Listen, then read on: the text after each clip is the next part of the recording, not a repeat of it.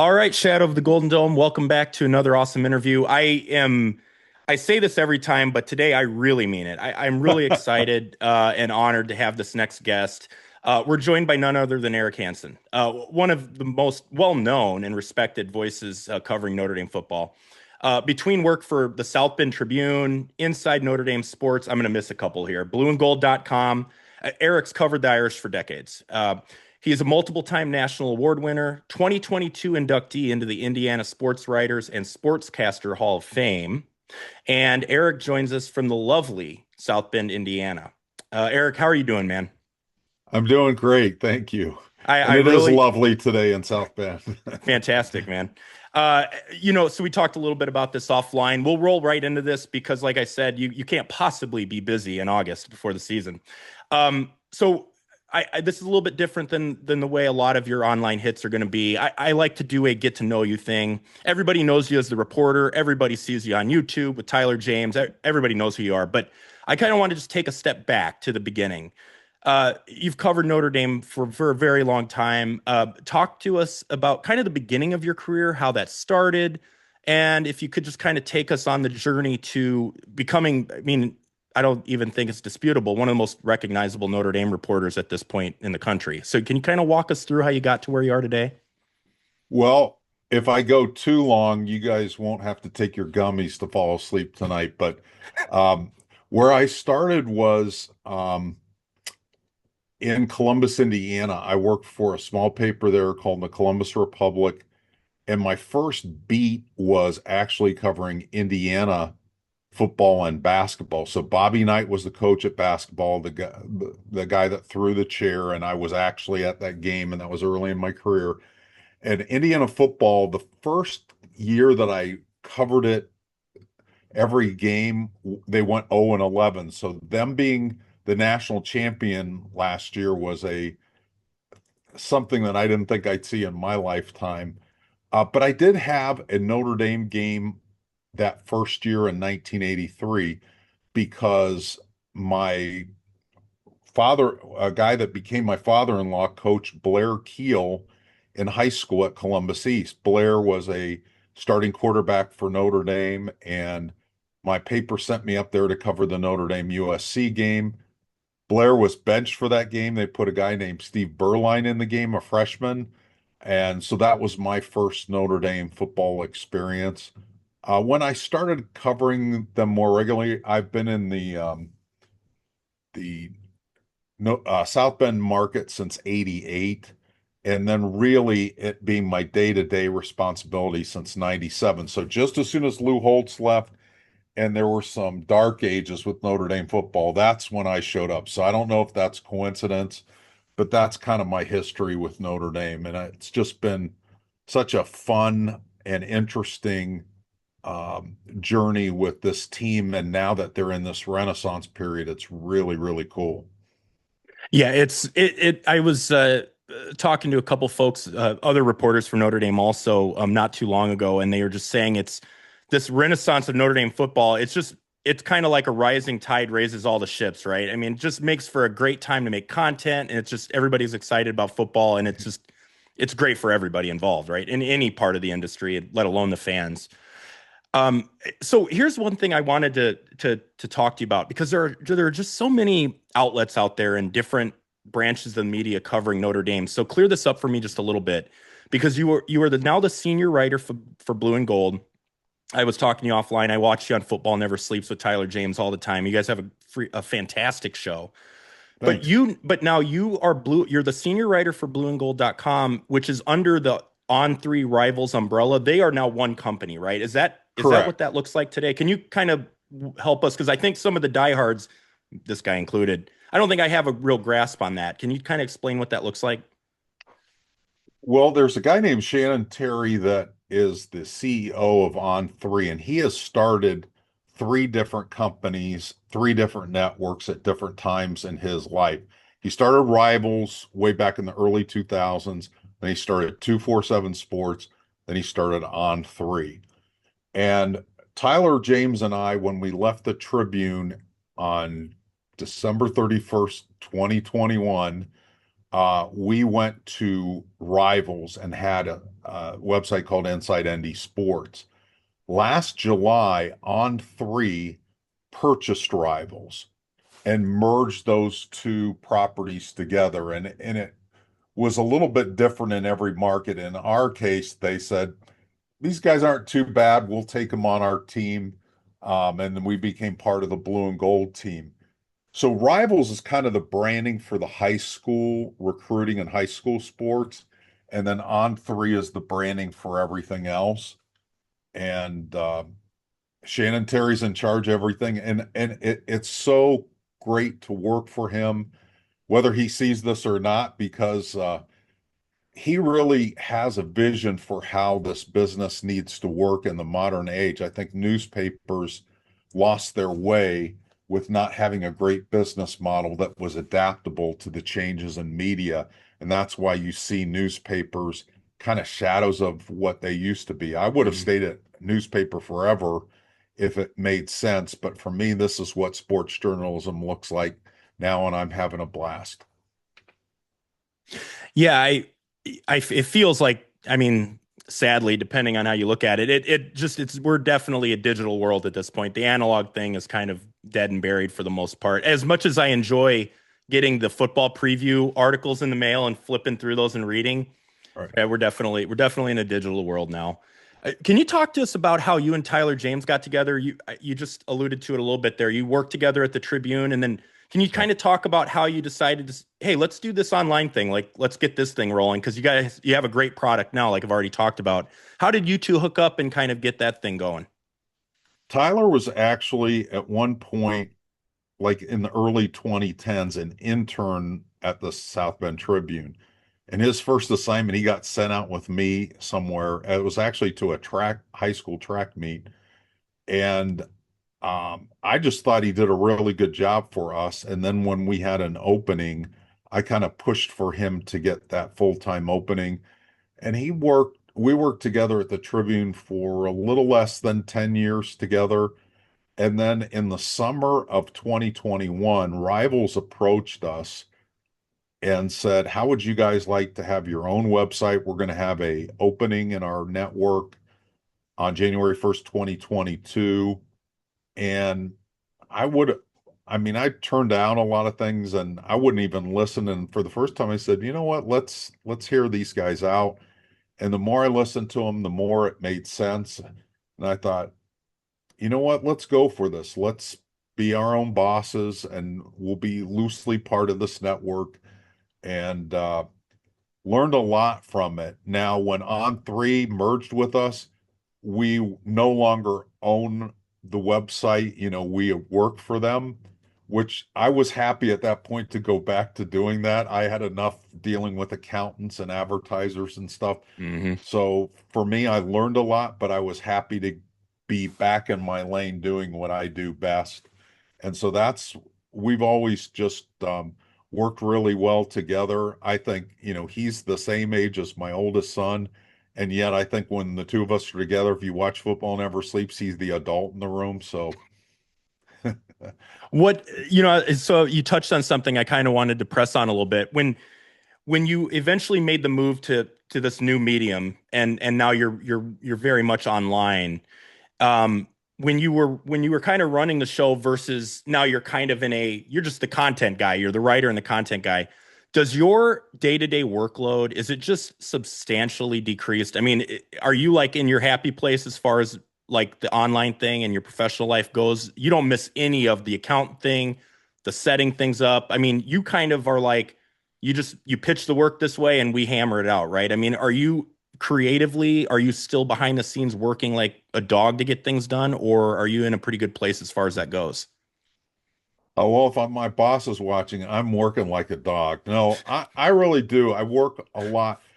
I think what changed with the change in ownership was just where those hours went. Hmm. Instead of having to do accounting, I can maybe do an extra story or do some different kinds of content, do more content rather than, you know, again, trying to find advertisers, trying to figure out the YouTube algorithms and all that stuff. Hmm.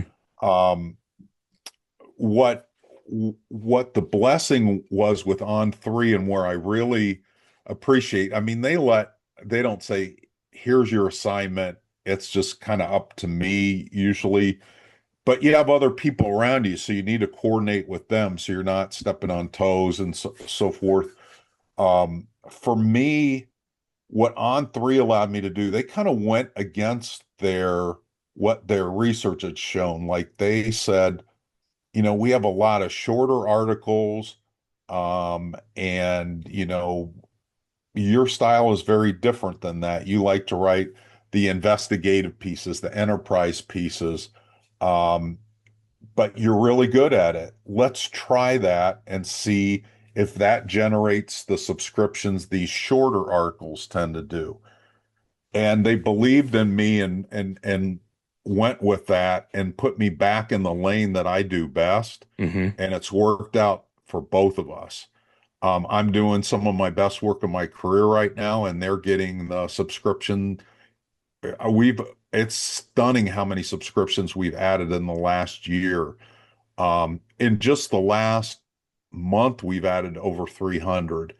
So this formula is working, and I appreciate them being open-minded that something was outside their algorithm, and now more people are doing it. I mean, I have a lot of things that were unique to me, like the live chat. I've been doing that for 20 years. Didn't have anybody else in their network that did that. And so they said, let's roll with that. And they love the fact that I'm doing that. So for me, I'm in a really happy place. Yes, I work a lot of hours, but when you love what you do, you don't count the hours. Hmm.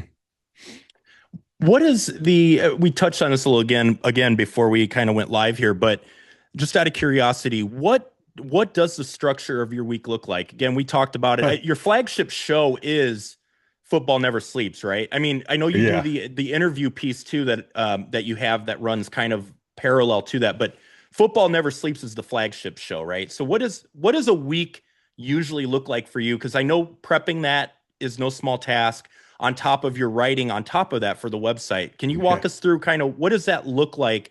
And we're not even in season yet, but just curious, Right. what's a week in the life look like? Well, in the off season, every day is different. You go to bed at different times, wake up at different times. The schedule's a little bit different. Once we settle into the season, like Monday is a heavy day from the time I wake up until the time I always go for like a 2 mile walk, and sometimes it's not till 11 at night. Till I do that, it's everything stacked on each other. Like a Monday, we have a meeting, then I go to Marcus Freeman's press conference, start writing a story, update the depth chart, go to WSBT to do a TV hit, come back, finish my story, write the script for Football Never Sleeps, do the show, um, write if I need a second story, do that, go for my walk, and then go to sleep. Tuesday, we usually have interviews with players, and we're usually setting up our other shows. Last year, I did a show on Tuesday nights. I don't know that I'm going to do it as regularly this year. I'm trying to dial back a little bit on that part of it. Wednesday, I have my live chats. Thursday, we have a Zoom with Marcus Freeman. We also have a print magazine, so we have assigned stories for that. Then Saturday's a game day. I have a 3.5 hour pregame radio show on the flagship station for Notre Dame. And then we cover the game. I usually do 3 articles, um, do 2 YouTube shows, and then do my top 25. So if it's a night game, I usually go to bed at 10 in the morning. Oh my God. And my mom used to be really worried about that. And I said, Mom, it's only 6 days a year. Don't worry about it. I have a Keurig machine and it works pretty good. But again, when you enjoy what you're doing, you don't even think about that stuff. And then on Sunday, I do a column called Behind the Ballot. It's kind of explains my vote in the AP Top 25 and how I go about things. And it usually has some fun stats and stuff too. And then I usually do a roundtable show on Sunday, which is the one where I ate the turkey leg on this year that seemed to get a lot of views. So, So Yeah, that sounds like a lot, and then obviously in season it changes dramatically too. Um, with college football changing the way it has, and it's been evolving, transfer portal, the timelines on that changing, NIL is here to stay. The collectives, the revenue sharing. Do you feel like is college football now a year-round job?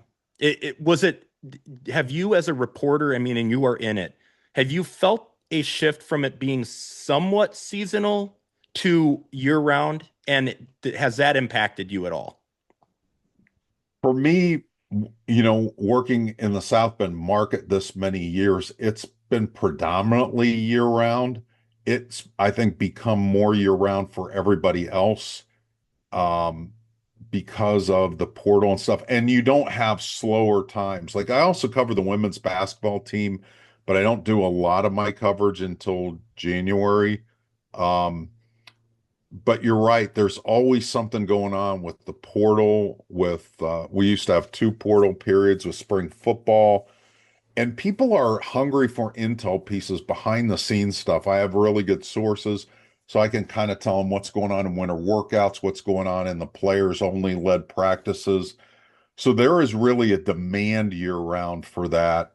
And then there's the business side of things and also the evolution. It's like, people need you to dummy down, and I need people to dummy it down for me too. I'm not saying people are dumb. It's just some of these legal stuff with the fifth year people Hmm. applying for, all these lawsuits, some judge in Louisiana, you're like, what's going on today? And then everything that's going on with the Save College Sports Act that they're going to try to pass in the Senate once they Hmm. get back in session in September. So you have to know all these things and live in all these different worlds. And so normally what would be a little bit slower time, it's always seems like you're on that. There's a lot of interest. But again, for me, I love it. So bring it on. As long as it doesn't involve complex math. So I'm curious how you answer this and what it looks like because you're in blue and gold. You've got, I'm not going to name your competitors out there, but there's a lot of them and they're all great too. Yeah. When you're all sitting in the press room listening to the coaches talk and you're taking your notes for your content, and I just imagine all of you sitting in there thinking, oh, I can do a pod. I got to get this on the pod. I can do a great article on this and great. And you've already kind of touched on your secret sauce, right? You do the investigative stuff. You have great resources. You've been in forever. You have good, inside info. Is there a competition there? Is there an unspoken competition? I mean, I talked to Tim O'Malley. I interviewed him not horribly long ago, and he seemed to make it seem like not really. It's like when things are going good, it's good for everybody, and life is good. But you're always kind of looking for that way to differentiate yourself from the other guy. And I know you've got some of that yourself at Blue and Gold.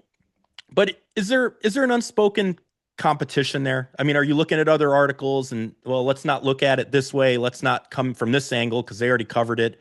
Is there any legitimacy to that at all? Um, that's a great question, and it has a lot of layers to it. Hmm. And let me address Tim O'Malley first. Tim O'Malley's oldest brother, John, was one of my best friends. He passed away in, I believe it was 2021. Um, and so I've known Tim for a long time. I think Tim is the youngest in the family. John Hmm. was the oldest.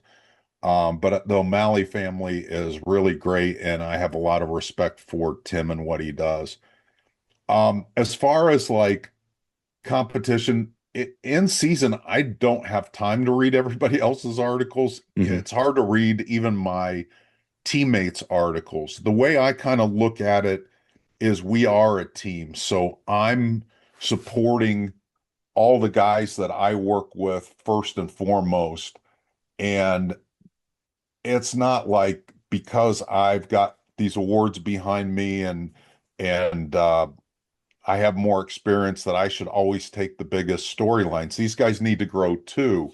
And so usually like when we're at Marcus Freeman's press conference, I'll come over and sit with those guys after it's over and say, okay, what are you guys thinking? And I usually take last pick. I feel like I can make something out of whatever is there. Now, if I have asked Marcus a particular question a line of questioning, they usually know that that's something I want to go after. Yeah. As far as with like the other outfits that cover Notre Dame, I do think we're competitive because we're in a competitive business. You know, we're trying to sell subscriptions and so forth, and yet it's not cutthroat competition. I know there's been times where somebody's been sick or somebody like Tim Priester had a heart attack, and we're trying to help those guys at Irish Illustrated. Hmm. You know, do you guys need anything? Do you need and we cooperate and we help make each other better. And yet when I'm listening to Marcus Freeman, I'm thinking not necessarily I want to do something better than Tim O'Malley. I'm thinking of what's the best angle here? What's the best thing I can do? I think when you're in this business, you need to do what everybody else does. And you also have to, and be good at that, but you also have to say, what sets us apart? Why would somebody subscribe to us rather than these other people? And so that's what I try to bring. I just try to be myself on Football Never Sleeps. I'm probably goofier. I don't want to say don't take it as seriously, but I'm not life or death with sports. I try to bring out the fun side of sports because I think being a sports fan should be fun. And so that's kind of my personality. And, you know, I'm a grandpa of 8 kids and they kind of bring it out in me too. They'd want to be I mean, believe me, there's one in particular that really wants to be on the show. He wants his own show, actually. All right. Well, let's talk a little bit of Notre Dame football. I can't have you on and not do that. So you talked about the AP poll. Is there 60 voters in the AP poll? Is that right? Or is it I think it's just 60? a little over 60. I think it's 64, something like that. Okay, so let's start here, and we won't get too much into the weeds because I don't want to steal material for blue and gold, but I got to pick your brain a little bit. So you are an Okay. AP voter. Right. I'm looking at it here. You got Ohio State number one, you got the Irish at two. For those that are going to watch this, give us just a couple interesting storylines to watch. We have anything from diehard Irish fans that watch this to casuals. Give us a couple storylines to hang on to throughout the season, maybe a couple names that'll surprise a couple people. What are a few of the things you're keying on for what, in your opinion, are the number two ranked team coming into the end of this season? I think getting off to a strong start of the season is a big storyline. You think about Marcus Freeman's first 4 years, Notre Dame is 3-5 in games one and game two combined. They were 0-2 last year. They've recovered from those every year and recovered beautifully. Um, and yet last year, whether you want to say it was the committee or the 2 losses, I mean, the 2 losses did play a factor. I think Notre Dame should have been in, and if you look at the AP and the coaches poll, they would agree that Notre Dame was a playoff team. But getting off to a stronger start. So are they going to come out of the gate more of a finished product than they have been?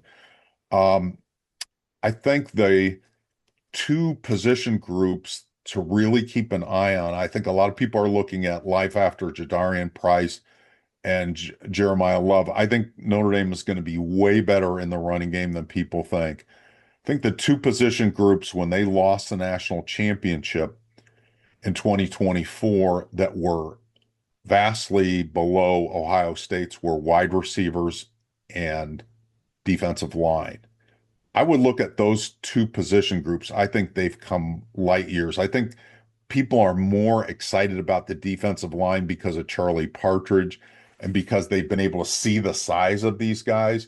With the wide receivers, they haven't seen as many practice clips that get them excited, but some of the things that we've seen when the cameras weren't on were really exciting. Those two receivers from Ohio State are going to be a big part of why Notre Dame's offense and their passing game is better, and that's Milan Graham and Quincy Porter. Right now, Quincy is still making his way back from a January knee surgery. Milan Graham has been flashing. He was my platonic football crush in spring, and my one the year before was Briante Johnson. So I'm usually pretty good on those crushes. But I think those two position groups and just whether this team can keep its edge. They have the leave no doubt um, slogan. If you saw our Monday Football Never Sleeps, I had a friend of mine on who's a singer-songwriter. He put together a song called Leave No Doubt that's kind of catching on. And so check that out on YouTube. Just type in Leave No Doubt, Piano Man Steve, and you'll find it. But whether that messaging can carry them through a whole season, because this is a really weird off season. People have been, oh, Notre Dame's number one. Usually people are like, Notre Dame's overrated. Da, da, da. There's been a lot of love for Notre Dame this off season. So that hurt them in 2024 when they lost to Northern Illinois after a big win. Are they mature enough to carry that edge to play to a standard rather than them playing to opponents? Because they're going to have some opponents that aren't in their league, and neither was Northern Illinois. Uh, so they're going to have to be on their game every week. And then the biggest storyline is going to be that epic Notre Dame Miami game. And I can't wait for that. I mean, that's going to be a big, big game. In a non-pandemic year, that's the biggest game in Notre Dame Stadium in a long time.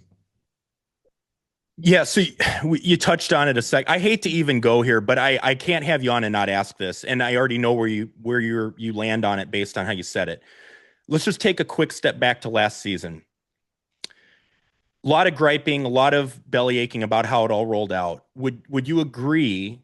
Would you agree with the argument that based on where the CFP placed Miami versus Notre Dame as the season dwindled to the end, that it's right to feel screwed in the way that went? Is that where you fell on that? Did you feel like because of the way the CFP, the committee kind of set us up, that it was like an epic rug pull? Or are you in the camp of, you know what, if you don't lose two games at the start of the season, if you control your own fate, you're in?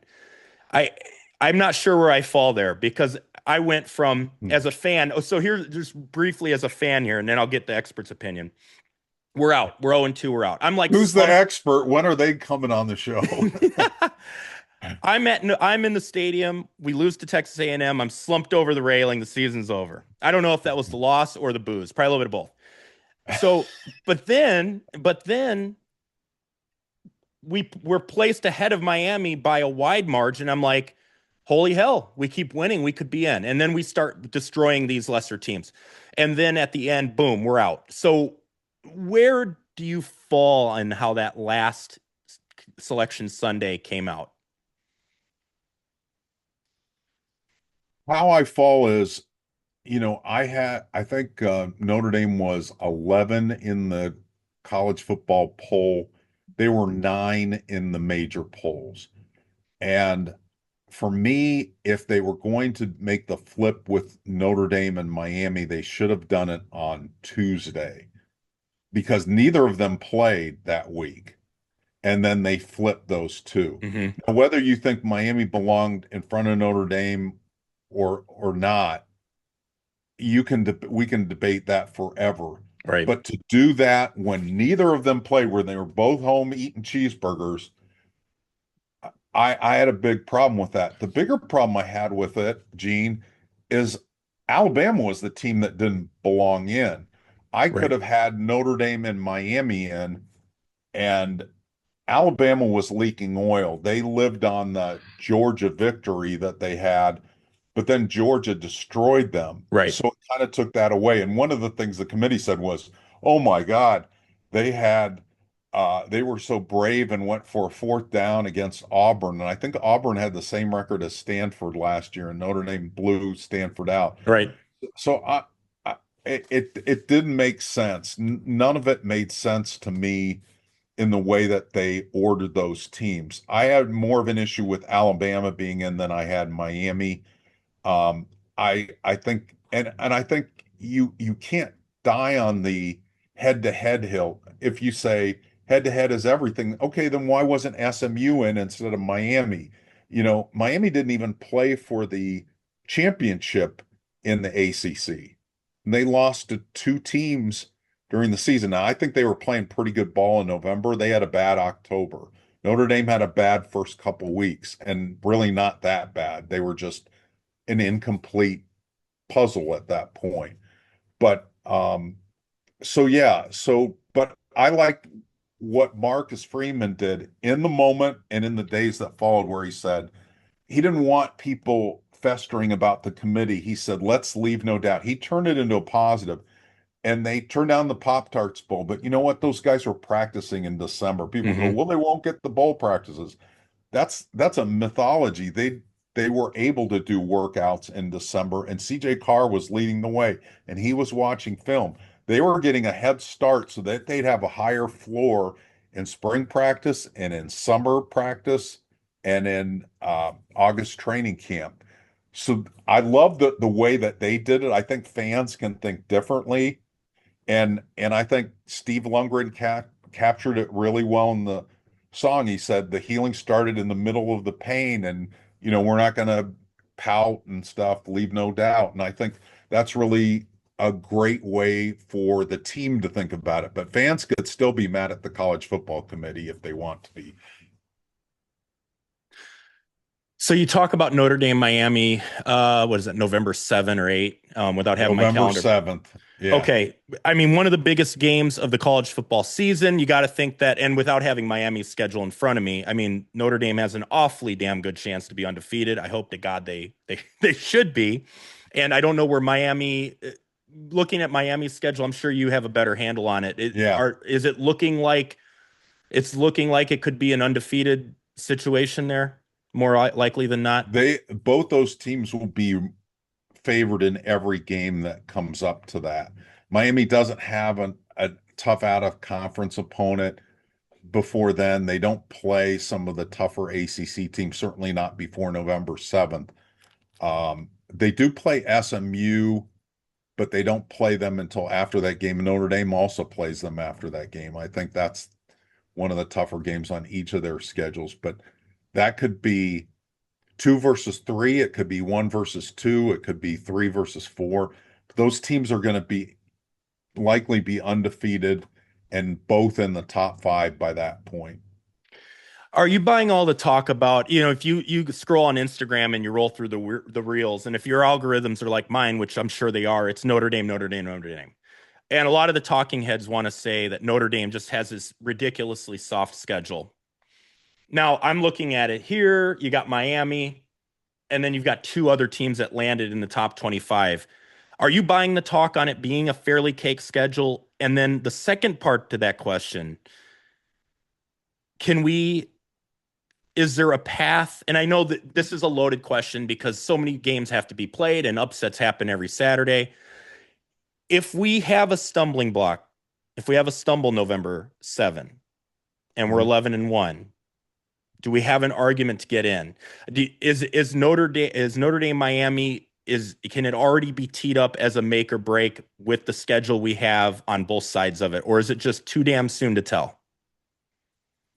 I think it's more, I think Miami has more of the make or break to their schedule than Notre Dame does, especially if BYU proves out to be either the best or the second best team in the Big 12. Hmm. If BYU were a middle of the pack Big 12 team, bad surprise, then maybe, and a lot of these teams are going to be a little bit better or a little bit worse than we think. Um, but I think Notre Dame could get in with a Miami loss. Um, I think Miami would get in with a Notre Dame loss, provided that they played in the ACC championship game and won that. I think with two losses, I'm not sure. And again, we're doing this in a vacuum. We don't know Sure. what everybody around them is doing, but I think Notre Dame has some wiggle room with the Miami, but I think, they want to be a high seed and they want to be 12-0, and I think that's realistic, and I think that's going to be the best measuring stick. It's interesting, Gene, because if Miami doesn't play Notre Dame last year, I don't think Miami makes the playoff. Hmm. They don't have that win, and they didn't make the ACC championship game, and they had two ACC losses. I don't think they get in without the Notre Dame win Yeah. or playing Notre Dame. So yeah, Yeah. but I think Notre Dame has some wiggle room. Somebody asked me if they could lose another game. I think Miami would be the redemption game. If Notre Dame lost to Syracuse, I guess they could get in with having won all the other games and so forth. I think you have two losses with this schedule. I think you're going to be sweating on Selection Sunday.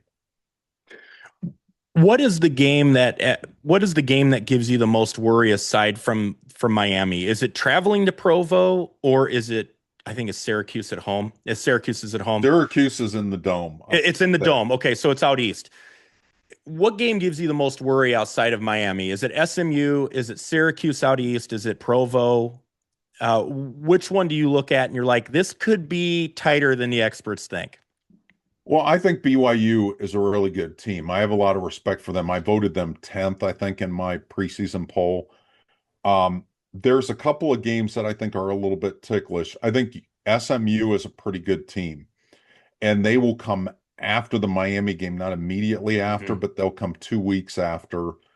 Um, I think they'll be good, and Notre Dame just can't take them for granted on Senior Day. Notre Dame's traveling a lot in November. 3 out of their 4 games in November are on the road. So the other ticklish game is Navy, and I realize Notre Dame has mastered that triple option Mhm. during the Marcus Freeman era, but it comes between BYU and Miami. And so you're changing styles. You're also sandwiching it between your two biggest games. There is a bye week in there before they play Navy, so it goes BYU by Navy Miami. But that transition to and out of um, Navy is tricky, and so that might be the other one. The other, the other teams I think Notre Dame should handle, especially with a team with this kind of depth, this kind of maturity, and this kind of mindset. I wanted to ask you something about one of the transfers that we brought in, and I'll get you out of here soon, Eric. I appreciate your time, man. But I just have a million questions I want to ask, but I gotta keep this thing on some kind of a train track. DJ McKinney.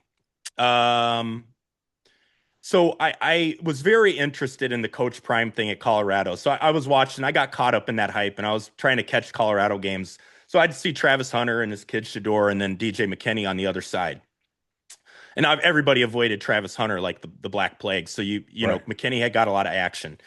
So now you take that kid, and now he comes to Notre Dame, and he's opposite best defender in the country, one of the top two, three, probably two, in Leonard Moore. So he's gonna have the same treatment he did last time. I like him a lot, but you see him every day and you see him in practice. Is McKinney does McKinney have the stuff to like shore up because he's going to get all that action on the other side opposite Moore? I'm high on him. But that was from the little bit I saw at Colorado. But what are you seeing on the field? Like, what's your feeling on DJ McKinney? The best way I'm going to start backwards and work up to DJ McKinney.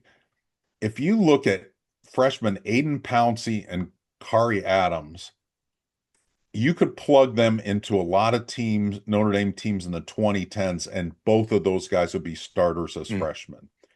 They are third string. wow. That shows you where DJ McKinney is. I had a chance to interview him. I love his mental makeup. He's got length. He's a guy that's a tall corner. He's got really long arms. He's very mature in his approach. And one thing that I really liked about him was he's going to outwork everybody. They have these mandatory meetings for Kari Adams and Aiden Pouncey and Chaz Smith and those guys, the young guys. He goes to those meetings. He's not expected to go to them. So he goes to the freshman meetings just to get more teaching, more training, more film work done because that's how bad he wants to be the best he can be. When you talk to pro scouts, they think this guy could be either a day one or day two pick. He has that kind of ceiling. He hasn't shown that consistently. I think it all is going to come together at Notre Dame with Aaron Henry coaching him, with all the other really good defensive backs he's around. Um, this is a kid that started his career at Oklahoma State, then went to Colorado, now is at Notre Dame. but I just like everything about him I like, and he has to beat out really good people to be that starter. So, if he were to falter, there's plenty of good cornerbacks on the roster, some great sophomores, some really good freshmen. Um, and then Jaden Sanders from Michigan can play all three of those corner positions. So there's tons of competition, and he's rising to the top of that. From a talent perspective, coming into 2026, are you higher on the offensive side of the ball or the defensive side of the ball? Because we have all this talk about CJ Carr breakout season. He's the Heisman favorite. I think last time I looked at MGM. Is some of that excitement, I mean, obviously he's naturally gifted, but is some of that excitement on the offensive side of the ball based on things we don't quite know yet as far as his receivers? I mean, Greathouse is back. Is he completely healthy? The two kids from Ohio State, one isn't completely healthy. Going into 2026, is the shore by the defense right now with the offense right behind and they could just be explosive, or where are you on that? I think the talent is even, and when I talk to people that are at practice on a regular basis and see practice, they say it goes back and forth. That it's kind of a I don't want to say standstill, but it's a stalemate. One day the offense has a better day, one day the defense has a better day. Usually during training camp, there's one side or another that has consistently stacked days. What the defense has going for it is there's more known parts. There's more returning starters. There's more known quantities on that side of the ball. Even though they have three new position coaches, Chris Ash is back as the defensive coordinator, and you can there's when we talk about the defense, there's not a lot of mystery. There was who's going to be the nickel, is DJ McKinney going to be the starter, how deep is the defensive line rotation, but a lot of things were pretty well answered. On offense, there's a lot of new parts, even on the offensive line with all the talent. Anthony Knapp is a guard now. Well, that's his best position, but he's played 2 years at tackle. He's not in that spot. Gerby Lambert went from guard to right tackle. Again, did he benefit from being a guard? Yeah, but that guy was built to be a right tackle. Price, no. Jeremiah Love, 58 carries between those five guys last year. And you have NFL scouts in the practices going, look at Jonas Walton, the fourth string guy. That's going to be a pro, maybe a Wow. first round draft choice. They're seeing that now in practice. So the talent is there. It's just not proven talent. Hmm. But when you watch practice, it's not like watching practice 6 or 7 years ago, which were good Notre Dame teams, but they move different, they look different. And so I have a lot of confidence on the offense, and I have a lot of confidence in Mike Denbrock as an offensive coordinator. You look at the position coaches, Jaywan Sider is a rock star. Gino Guidugli with his recruiting and developing of quarterbacks. Joe Rudolph has done a really good job. Not a lot of people could follow Harry Heastan and not wilt under that pressure. Um, there's just a lot of good talent, but it's just unproven. Yeah. This is Eric Hansen, senior writer at blueandgold.com. Everybody knows him. You've been reading him, listening to him for years. So I got a little bit of a lightning round. I call it a lightning round, but it's really not because I get long-winded and the Are there answer is always, prizes? you know what? Nothing that would interest you. So no, I Okay, have okay, nothing to offer you other than okay, my gratitude. But okay. yeah, That's good. blueandgold.com. You're on Twitter, about 31,000 followers deep. E Hansen ND at E Hansen ND, and then catch him on YouTube. Search Notre Dame football with Eric Hansen and Tyler James. Football Never Sleeps is awesome. That's their weekly kind of flagship show. They have a parallel show, Third and Gold, and I think those are just interviews, right, Eric? It's interviews and we answer questions. Yeah. Okay, cool. So pop over there, subscribe. That costs you nothing, and he's one of the best guys out there for talking all things Irish football. Okay, here we go. Your favorite spot on Notre Dame campus? A lot of people say the grotto, and I think it's really cool. For me, it's Notre Dame, right around Notre Dame Stadium, and it's anytime. It's before a game. I go for 2 mile walks, doing laps around that a lot late at night and stuff. I Mm. shouldn't tell that. Somebody will come and get me, but there's a lot of good security there. I just love it. I love the atmosphere game day. I meet a lot of fans while I'm walking from my car to the elevator to go up to the press box. I just love the energy. In 2020, it was like a ghost town, and I will never take the pregame atmosphere for granted. So for me, it's just around the stadium. Yeah. Your favorite lunch spot and your favorite dinner spot in South Bend.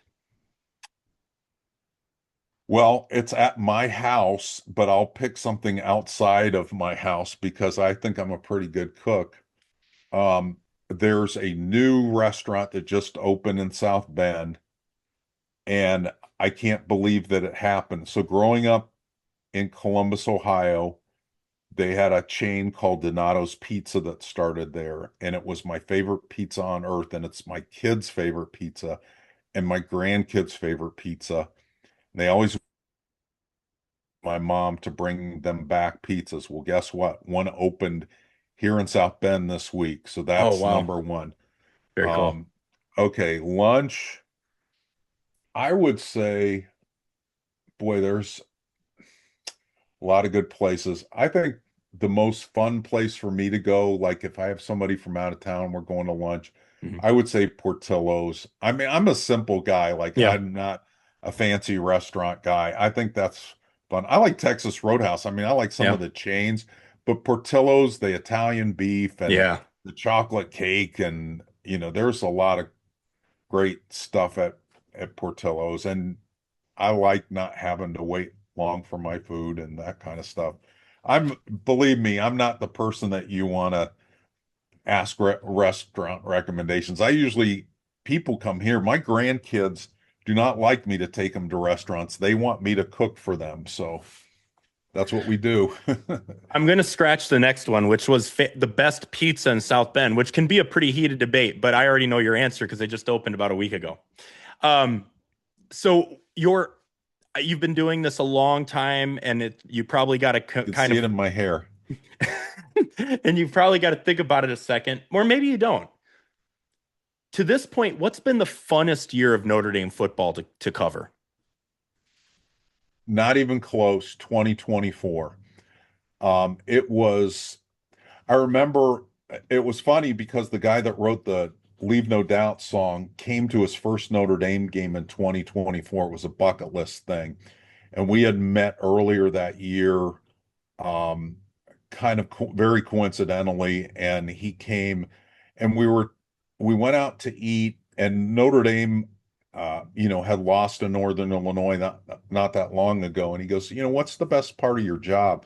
I said, we're really, um, yeah, Notre Dame is a historical program, but what's really cool is when you're in the middle of making history. And Yes. I said, I still believe that this year could turn out to be like that, and it was. Yeah. I mean, getting to the national championship game, the very first playoff game was in Notre Dame.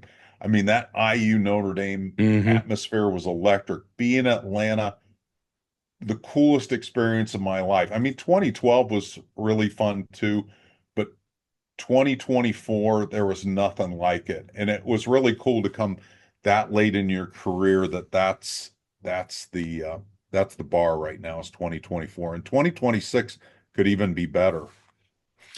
Aside from Notre Dame Stadium, your favorite stadium to visit when you're working?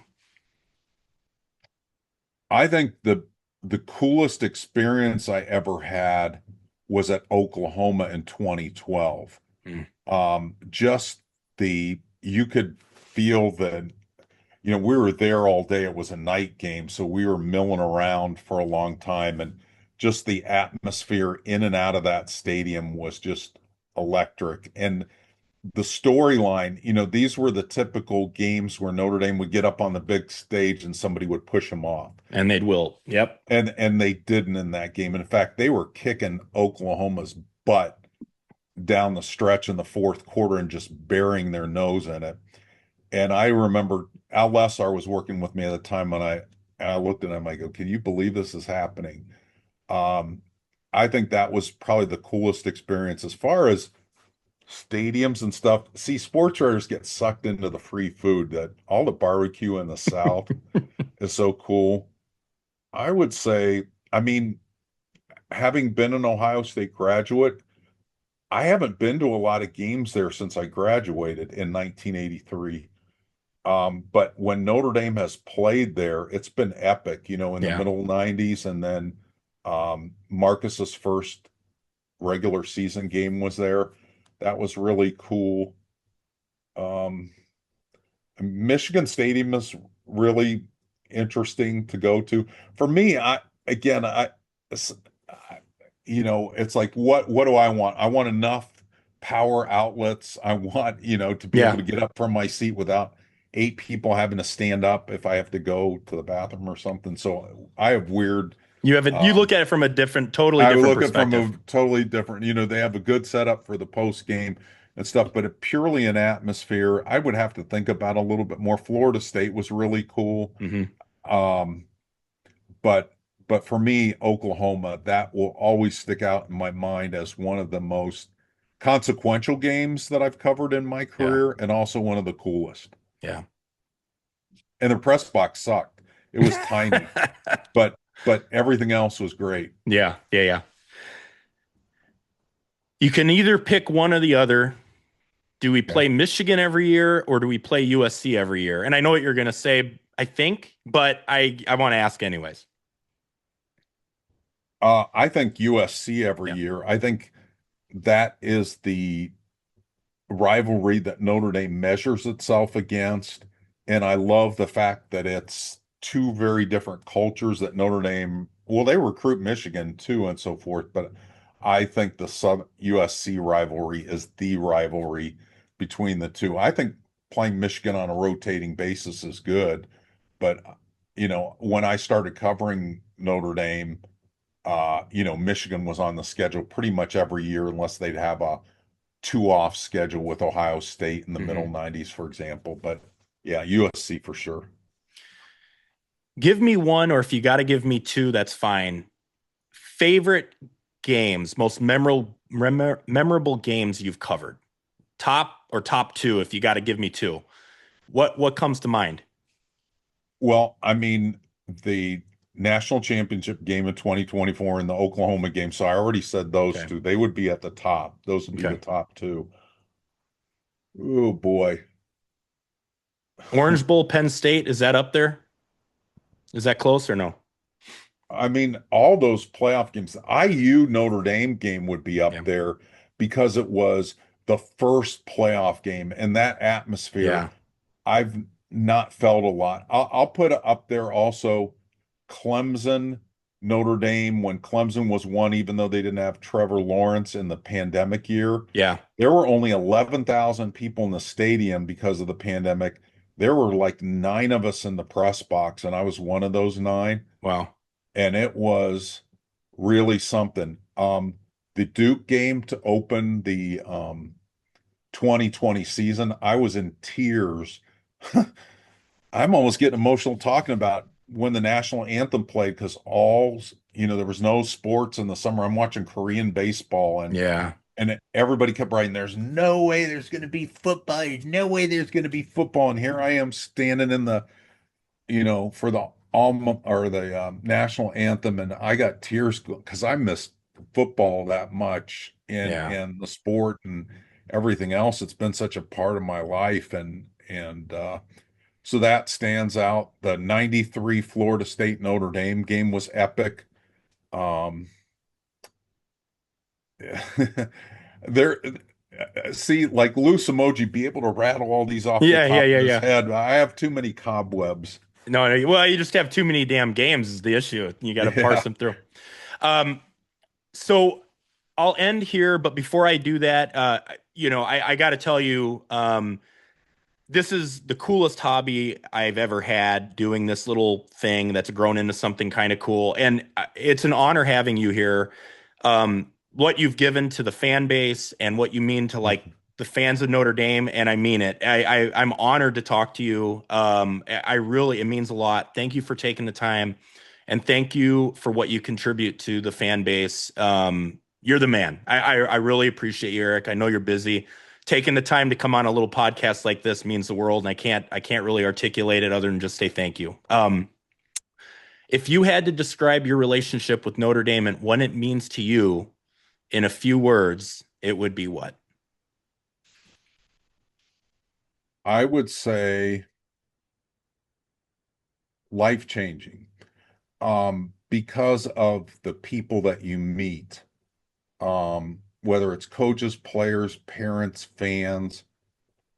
I'm a better person for having had those experiences. So it's the people over the games, their stories, and so many of them have overcome just incredible things in their lifetime to experience what they would define as success. And so to be able to touch that, and again, I do include fans in that. I've gotten a chance to meet a lot of fans in the last couple of years where I've been kind of more open to going out on a Friday night with somebody that's been in one of my live chats for years and so forth. And those have been amazing experiences. So Very that would cool.